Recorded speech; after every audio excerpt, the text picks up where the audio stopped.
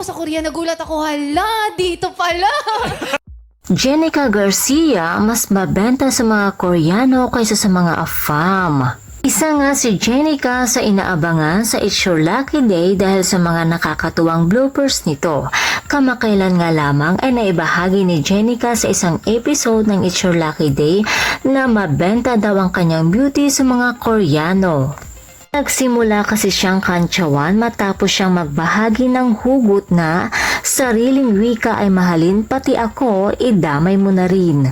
Kaya naman naitanong sa kanya kung ano na ang lagay ng kanyang love life ngayon dahil ayon nga kay Luis, napaka-talented ni Jenica, maganda at mabait kaya naman napaka-imposible na walang nagpapatibok ng kanyang puso.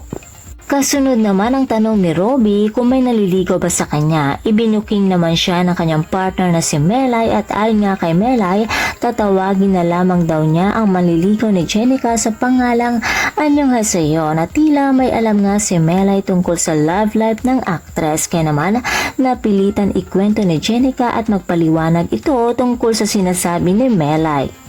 At ayon nga sa kanya, masaya niyang ikwento na sa Korea daw ay mabenta ito at bet na bet siya ng mga Koreano.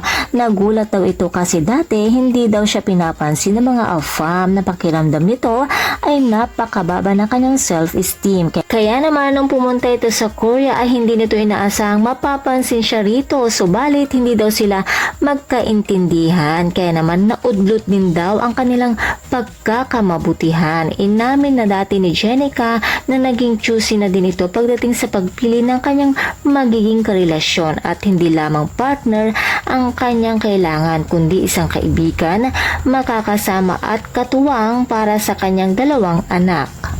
Ano naman kaya ang masasabi ni Christian Bables tungkol sa Koreano ni Jenica? May pag-asa pa kaya na sa huli ay sila pa rin?